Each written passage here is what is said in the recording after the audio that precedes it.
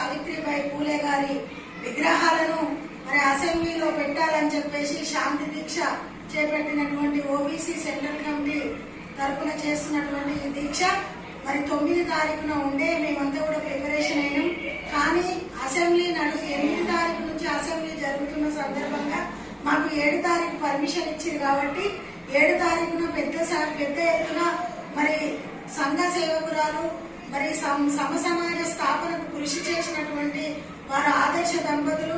నిమ్మ వర్గాలు, బహుజన వర్గాలు, ఇతర వర్గాలు అందరూ కూడా కుల మతాలకు అతీతంగా కూడా స్త్రీ విద్యకు, స్త్రీ అభ్యుదయానికి ఆకాంక్షించినటువంటి మహాత్మా జ్యోతిబా పూలే, సావిత్రిబాయి పూలే గారి యొక్క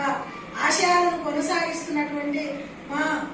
కేంద్ర ప్రభుత్వ రంగ సంస్థల ఉద్యోగుల అధ్యక్షులు దానకర్ణాచారి గారు, అదేవిధంగా రామ్మూర్తి అన్న గారు పోస్టల్ డిపార్ట్మెంట్ ఓబీసీ ఉద్యోగుల సంఘం అధ్యక్షులు, అదేవిధంగా మా రామరాజు యాదవ్ గారు బిహెచ్ఎల్ ఓబీసీ ఉద్యోగుల సంఘం అధ్యక్షులు, మా ప్రదీప్ గారు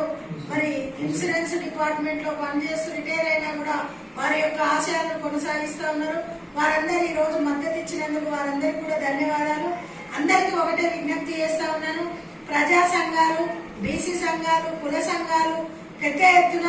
రేపు బుధవారం రోజున ఒక పండగలాగా ఇందిరా పార్క్ లో పాల్గొనాలని మీ భాగ్యలక్ష్మక్కగా విజ్ఞప్తి చేస్తా ఉన్నాను. అన్ని రాజకీయ పార్టీలలో ఉన్నటువంటి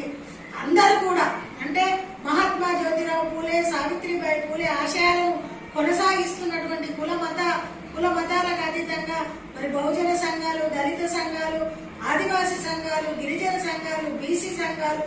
ఇతర వర్గాలు, సంస్థలు, సంఘాలను కూడా పాల్గొనాలని చెప్పేసి విజ్ఞప్తి చేస్తా ఉన్నాను. మీ భాగ్యలక్ష్మక్క, ఓబీసీ సెంట్రల్ కమిటీ చైర్పర్సన్.